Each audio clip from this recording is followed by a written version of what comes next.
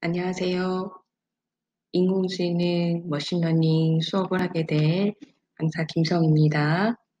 자, 오늘이 첫 시간이니까 오늘은 우리가 공부할 인공지능이 과연 무엇인지, 도대체 머신러닝은 어떻게 공부를 하는 건지에 대해서 설명을 간단하게 하는 시간을 가져볼 겁니다. 먼저 인공지능이란 무엇이라고 정의되어 있는지 한번 보겠습니다. 우선 여러 학자들이 인공지능을 어떻게 정의했는지를 먼저 보겠습니다. 닐슨이라고 하는 학자는 인공지능이란 기계에 지능을 부여하는 활동 이렇게 정의를 했어요. 린 파커라는 학자는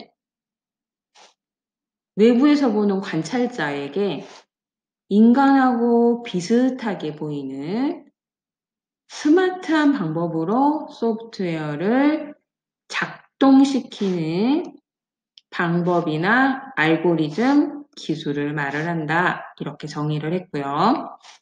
러셀이라고 하는 학자는 인간처럼 또는 이성적으로 생각하고 행동하는 시스템이다. 이렇게 정의를 했습니다. 자, 존 메카시라고 하는 학자는 기계를 인간 행동의 지식에서와 같이 행동하게 만드는 것 이렇게 정의를 했어요. 자, 그러면 백과사전에서는 어떻게 정의되어 있는지 한번 보겠습니다. 두산백과에서는 뭐라고 했냐면은 인간의 학습 능력, 추론 능력, 지각 능력, 자연 언어의 이해 능력 이런 인간의 지적 능력을 컴퓨터 프로그램으로 실현하는 기술 이렇게 정의를 했고요. 자, 위크에서는 뭐라고 했을까요? 컴퓨터 시스템인데 인간의 지능이 갖고 있는 기능을 가지고 있는 컴퓨터 시스템인데 이 지능은 인간의 지능을 기계 등에 인공적으로, 자연적이 아니라 인공적으로 구현했다 이렇게 얘기를 하고 있어요. 그 다음에 IT 용어사전에서는 인간의 지적 노력이 컴퓨터에서 실행되도록 하기 위한 기술, 인간의 지적 노력을 수행하는 것이 가능한 컴퓨터 프로그램 이렇게 정의가 돼 있죠. 공통적으로 어때요? 인공지능이란 사람이 만든 거예요. 사람이 만들었는데 인공적으로 만들었는데 지적 능력을 가지고 생각하고 행동할 수 있는 그런 기술이나 시스템, 프로그램을 얘기를 합니다. 자, 그러면 인공지능의 종류는 어떤 게 있는가 한번 생각해 보고 싶은데 그 전에 우리가 영화 속에서 흔히 보는 인공지능의 모습에 대해서 한번 얘기를 해볼게요. 자, 인공지능의 로봇의 인권에 대해서 생각해보게 하는 그런 영화가 있고 또 다친 사람을 보호해주는 인공지능 로봇이 있고 또 파괴된 지구를 어떻게 해요? 폐기물 수거 처리하는 로봇인 월리 같은 로봇도 있고 또 탐사를 하는 탐사 로봇 이브가 있어요. 그래서 둘이 만나서 이브가 원리가 지구의 희망이라는 것을 알게 되는 그런 영화죠. 그러면 또 어떤 영화가 또 있을까요? 또 터미네이터라는 영화 기억나세요? 터미네이터에서는 같은 모델의 로봇이지만, 인공지능 로봇이지만 어떤 명령이 내려지는가에 따라서 주인공을 보호하기도 하고 주인공을 공격하기도 하죠. 자, 이것을 생각해보면 영화 속 인공지능들의 특징이 무엇이 있는가 한번 생각해 볼 수 있을 것 같아요. 영화 속 인공지능들은 어떤 목적을 위해서 자기 스스로 생각하고 또 판단도 합니다. 그렇게 해서 움직여요.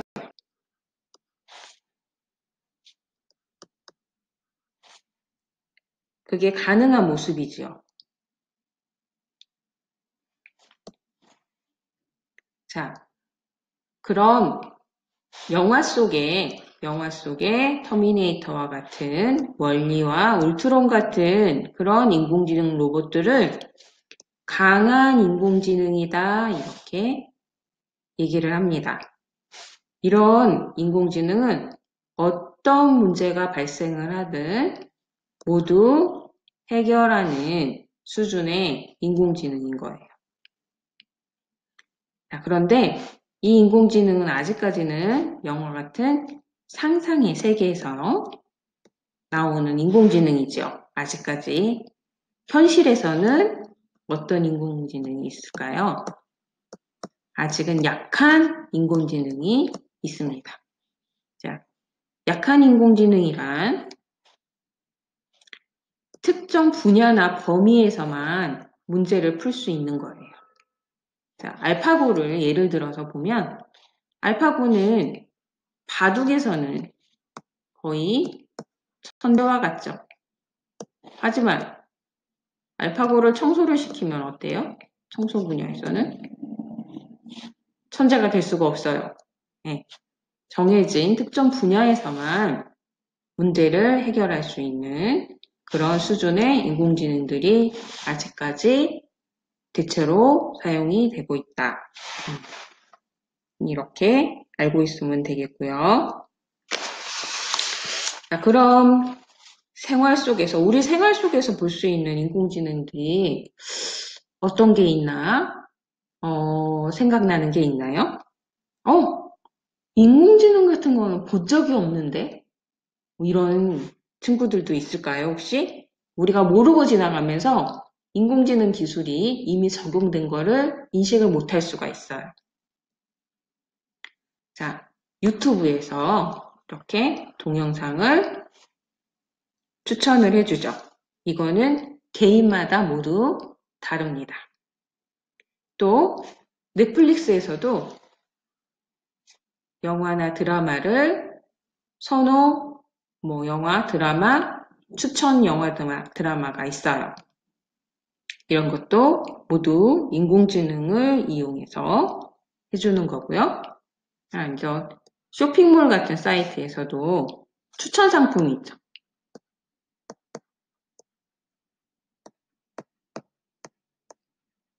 다양한 방법으로 같은 연령대의 같은 동성들의 인기 상품 이런 걸 추천할 수도 있고 나하고 같은 리스트의 상품들을 산 사람이 또 동일하게 살 가능성이 높기 때문에 그 사람이 먼저 산 상품을 나한테 추천해 줄 수도 있는 거예요. 이런 게 다 인공지능을 이용한 방식입니다. 그러면 과연 인공지능은 사람을 이길까요? 이미 이겼죠. 1997년에 체스에서 또 이기고 2016년에 바둑에서 또 알파고가 이세돌9단을 이기고, 네, 포커 게임에서도 게이머 11명을 AI가 이겼습니다. 오! 인공지능이 발전하면서 우리들을 막 이기네요. 우리들을 어떻게 해야 할까요? 맞아요. 인공지능의 발전으로 사회가 바뀌고 직업이 없어지는 것을 막아야 할까요? 생각해보면 그렇다는 사람도 있고 아니라는 사람도 있는데, 자, 볼까요? 없어지는 직업만큼 그 이상으로 또 새로운 직업들이 이렇게 생기게 되겠죠. 그 직업을 가진 사람들이 많이 필요하게 되고, 그 분야 외에도 다른 분야에서도 어때요? AI를 일상생활이나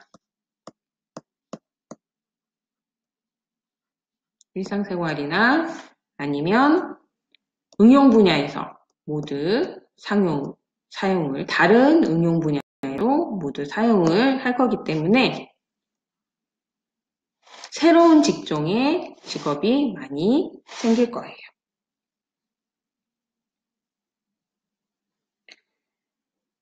자, 이런 인공지능이 직업만 이렇게 많이 는다고 해서 우리 인간한테, 우리 사람들한테 도움이 될지 안 될지 생각해 보셨나요? 앨런 머스크나 스티븐 호킹 박사처럼 굉장히 위협적이고 최악의 사건이라고 부정적으로 얘기하는 경우도 있고, 자, 페이스북의 마크 주커버그나 빌 게이츠 같은 사람들의 아주 긍정적인 반응도 있습니다. 하지만 인공지능에 대해서 막연하게 잘 모르면서 두려움을 갖는 것보다는 인공지능이 무엇인지를, 우리한테 어떤 도움을 줄지를 찾아보고 모색해 보는 것이 현명하다고 생각을 합니다. 그리고 그럼 우리가 배울 인공지능은 과연 어떻게 사물을 학습한다는 것일까요? 자, 인공지능의 학습 방법은 점점 진화해서 딥러닝 수준까지 왔어요.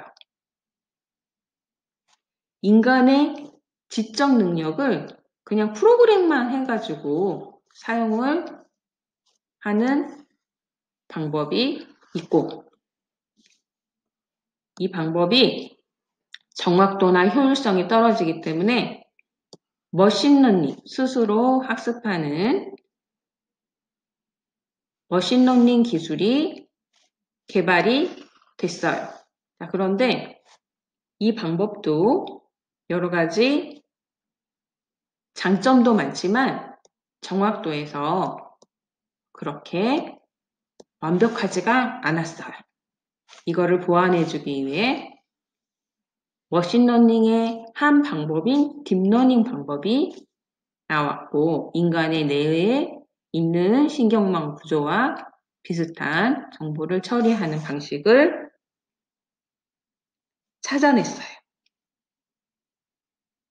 자, 사람이 제공한 불완전한 규칙에 대해서 스스로 더 나은 규칙을 수정해 나가는 학습 방법. 이것이 인공지능이 학습하는 방법입니다. 자, 그러면 우리는 머신러닝에 대해서 공부를 해볼 건데, 머신러닝을 더 좀 잘 알게 되려면 딥러닝하고 좀 이렇게 차이점, 장단점을 좀 비교해 보면 조금 머신러닝을 잘 잘 이해할 수 있을 것 같아요. 자, 머신러닝은 장점이 가성비, 값입니다. 자, 필요한 데이터도 10개 이상. 처리 시간도 한 15분 이내. PC 정도의 프로그램 사양을 가지고도 머신러닝을 처리할 수 있는 그런 장점이 있어요. 그런데 단점은 뭐예요? 정확도에 한계가 있다. 그래서 이 단점을 보완하기 위해 나온 게 딥러닝 기술이고 정확도는 아주 많이 상승을 했어요. 그런데 딥러닝의 단점은 뭐예요? 머신러닝의 장점하고 반대예요. 필요한 데이터가 100만 개 이상. 그러면 데이터도 많으니까 소요되는 시간도 40시간 이상이 걸리고 그렇기 때문에 하드웨어의 사양도 아주 고가의 사양을 필요로 합니다. 고가의 높은 사양을 필요로 합니다. 자, 머신러닝하고 딥러닝의 장단점을 비교를 해봤어요. 조금 머신러닝이 이해가 되나요? 자, 현재 머신러닝의 활용 분야를 보면 카테고리를 분류하는 분야 또는 데이터를 가지고 예측을 하는 분야 또는 기존에 가지고 있는 데이터를 이용해서 추천하는 분야 그 다음에 보상을 해주고 다음 행동을 선택하는 분야 또 평소와 다르게 이상 감지를 하는 분야에서 다양하게 활용이 되고 있습니다. 그럼 우리가 배우는 머신러닝을 학습하려면 어떠한 학습 방법들이 있나 한번 알아볼까요? 자, 크게 지도학습, 비지도학습, 강화학습 세 가지로 나눠줄 수가 있습니다. 자, 지도학습이 우리가 머신러닝을 학습하는 방법이에요. 자, 지도학습은 어떻게 되어 있나 볼까요? 문제하고 정답을 모두 알려주고 공부를 시킨대요. 모든 데이터하고 규칙을 제공을 합니다. 잠깐만요.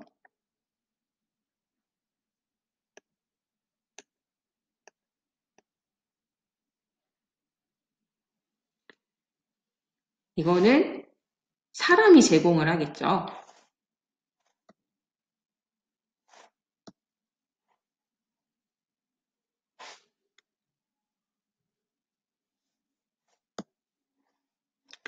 다음에 비지도학습은 데이터하고 규칙을 제공을 하지 않고 스스로 혼자 공부를 시키는 방법이에요.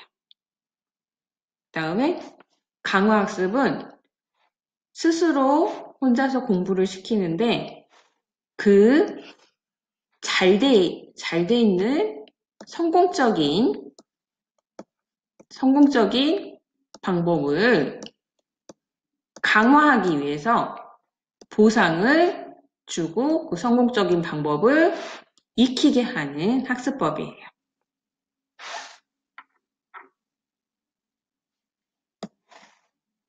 자, 그러면 지도학습법에 대해서 예를 들어서 한번 얘기를 해볼게요. 여기에 상품들이 있고 이 상품들을 진열을 할 거예요. 진열을 하는데 우리가 상품 데이터랑 그다음에 규칙을 주는데 매뉴얼로 제공을 해줍니다. 어디에는 무엇과 무엇을 같이 배치를 한다. 이런 식으로요. 그래서 각각의 레이블들을 정하고 레이블에 그 데이터들을 이렇게 배치를 해줘요. 이런 방식으로 학습하는 방법을 지도학습법 이렇게 얘기를 합니다. 그러면 비지도학습법은 이렇게 상품만 덜렁 쥐어주고 진열하세요 이렇게 얘기를 하는 방법이에요. 그러니까 매뉴얼이 없죠. 매뉴얼이 없이 그럼 나름대로 색상이나 브랜드, 종류나 가격에 따라서 진열이 됩니다. 그런데 강화학습은 비지도학습처럼 먼저 제일 처음에는 매뉴얼 없이 이렇게 진열을 하다가 상품이 많이 팔리는 방법에 보상을 해주는 거예요. 인센티브를 주면 이 진열 방법을 익혀서 그 다음에 더 많은 보상을 받기 위한 진열을 하는 겁니다. 이런 식으로 강화학습이 이루어지는 거죠.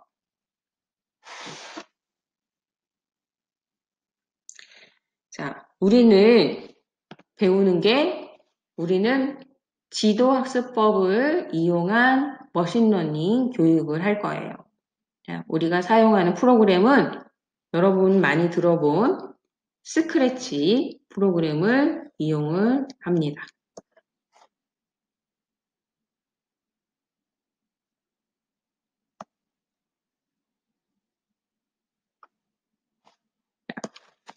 스크래치 이용을 하는데 기본적인 사용 방법은 그 전에 썼던 스크래치랑 비슷한데 프로젝트를 나눠줄 거예요. 유형으로. 데이터의 유형에 따라서 프로젝트 유형을 4가지로 나눠줍니다. 텍스트 유형, 이미지 유형, 소리, 숫자 유형 이렇게 4가지로 나눠서 프로젝트를 만들고 머신러닝을 작동을 시켜서 인공지능을 만들 수가 있습니다. 자, 오늘 인공지능에 대해 지금까지 간단하게 개요를 보았고 또 다음 시간에 배울 머신러닝의 방법과 유형을 지금 알아봤어요.